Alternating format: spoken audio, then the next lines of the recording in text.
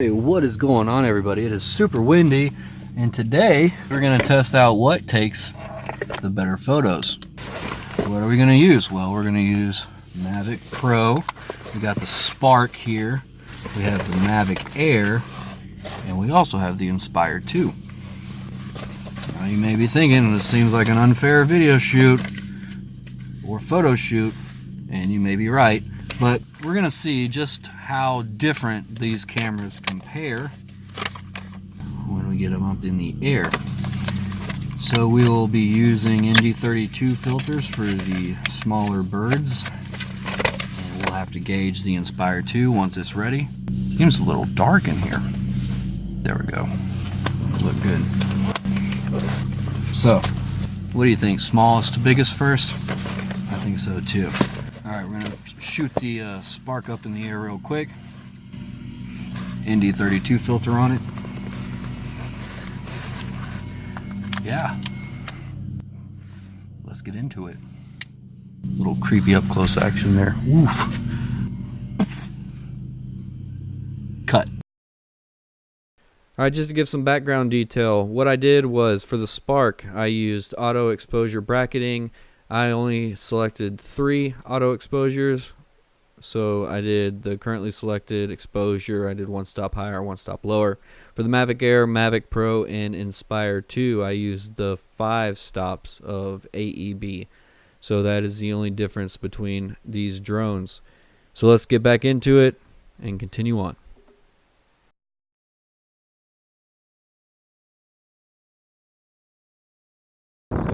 Well, there went the audio for that clip. Anyway, we went on to fly the Mavic Air and the Mavic Pro as well as the Inspire 2. We went ahead, took photos. We took multiple angles of different photos, and we are going to go ahead and jump right into the Photoshop software and go ahead and stitch the HDR photos together. So let's hop into Photoshop right now. All right, welcome to In the Computer. Must be an on button somewhere. Press the Apple thing. I've already transferred my files over. As you can see, I have the Spark, Air, Pro, Inspire 2, and we will be using these photos to piece together the perfect HDR photo per drone. And we're going to see which one produces the best photo. Let's go ahead, open up Photoshop.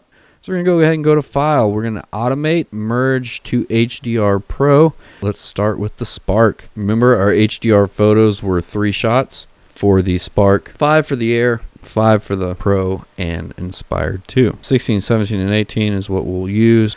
We'll go ahead and select OK. It's going to pull up the photo. It's going to process them a little bit. This is actually a pretty good photo that we can test out because we have the highlights and the lowlights. So the sky is going to be blown out in some of these photos, and here in the boat slip it's going to be a little darker because of the shadows. So now that we have it open, as you see here, we have it selected to 32-bit for the mode.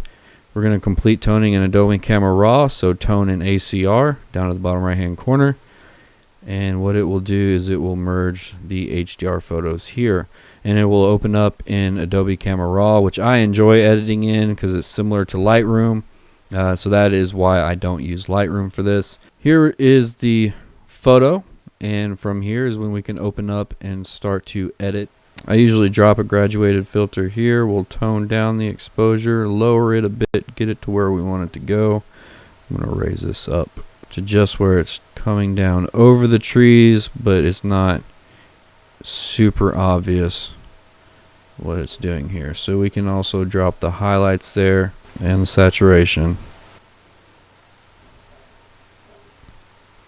Again, we'll do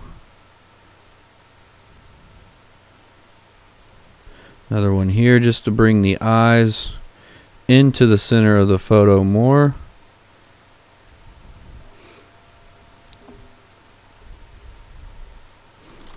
Double tap enter to clear all that out.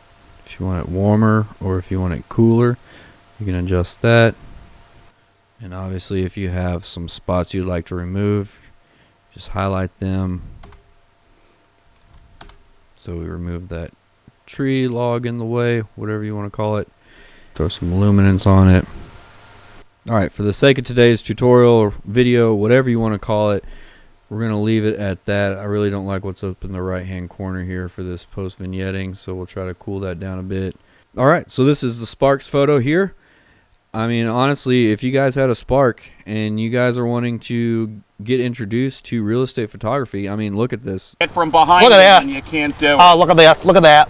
Yeah, look see, at that. And if you tell that to the Look cops, at that. they're not going to give you any consideration. Oh, look at that. You can do it. Don't charge the realtors a lot of money, but go out and do it. Get some practice using what you got and just go shoot. Go get some practice in. Go edit. All right, so we're going to leave this up. We're going to select OK. It's going to enter us back into Photoshop. And here's where you can get more granular with your edits. So we'll leave this up, and we're going to open up another Automate Merge HDR Pro. That's just going to open up another window for us. Go back in, and we'll do the Air. And here I have DNG files. I did not shoot DNG with the Spark. So let's go ahead and select a similar photo using the JPEGs again. And since we did 5 shots for the Pro and the Air as well as Inspire, we'll select all 5 of these shots and we'll bring it in. So it will build it. It'll ask us to open up and edit in ACR or Adobe Camera Raw. There we go. Again, 32-bit is selected. We'll tone in ACR. We'll open that up. This is all dependent on how fast your machine is, again, is how long it will take to open up this editing window. There we go. We're in, and what we're going to do is we're going to drop the highlights down. As you can see, that didn't do much, so let's drop the exposure down a bit. Boost the shadows up. Drop down our graduated filter, making it too crazy, but you definitely want to draw the attention of the viewer into the photo. I'm going to drop some dehaze in there and some post-crop vignetting. Thrilled about the exposure at the top here, so we'll bring that up a bit. Not too thrilled about the vehicle being there, which happens to be my vehicle, and we will fix that in a second. Alright, you can go back to the main shot and you can always choose auto to see what it would do. Alright, so that looks pretty good there. We'll go ahead and close out of it. Here's the Sparks HDR photo. And here is the Mavic Air's HDR photo. I don't know, guys. I'm liking the Spark so far for that. Alright, so I was going to tell you to fix the issue there. So we're going to use spot healing brush. I want to choose that, and we'll just smudge it out. Just like that. If you didn't know it was there before, you'd never know it was there now. Alright, let's move on to the Mavic Pro. We're going to go down again to Merge to HDR. We're going to browse our photos, enter into the Mavic Pro, and choose our pictures. So in this photo, we are going to choose the last 5 photos here, but I have edited this before I made the video just to see what I'm going to come out with, and sometimes you get photos that come out overexposed. So what I'm going to do is I'm going to select the photos that are best for this selection and use that. So that's going to be DJI number 40, 38, and 37. Gonna go ahead and select OK, remove that, and press OK. Alright, now we can go into Tone ACR, remembering that we do still have our 32-bit color selection, so that we enter into Adobe Camera Raw, we will be able to edit it quickly and efficiently. So, like I was saying, it's pretty darn overexposed here, so we'll do that. And then drop the exposure down. Pull down the highlights, boost the shadows, edit the whites, a little bit of contrast in the photo. We're going to adjust the exposure, and we're going to add another graduated filter down at the bottom to kind of pull the eye into the center of the frame, because that is where the property line is. And once you have your values set to where you want it, this looks pretty good here. I'm going to add a little bit of sharpness, get 3 for the luminance. Come over to the effects, add some dehaze, pop a little bit of post-crop vignetting in, and voila, we have a photo. So we're going to select OK. It's going to pop it up on the screen here. And of course, if you have any editing further that you wanted to do, you can do that now since you're already in Photoshop. Alright, that's going to do it for the Mavic Pro. So here's our results so far. Again, this is the Spark HDR. This is the Mavic Air HDR. And this is the Mavic Pro HDR. So let's go ahead and move on to the Inspire 2. Alright, this is going to give us a little different perspective, but we'll merge it anyway. So this is a overhead view of the property that I photographed. It includes the boat slip as well as the lot number. And we'll go ahead and merge these photos together and see how well it comes out.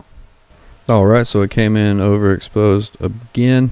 So we'll drop the highlights, boost the shadows. We'll leave it exposed for what we're trying to get. And then we'll just bring down graduated filters, playing with the shadows up top and the whites, boosting the saturation just again.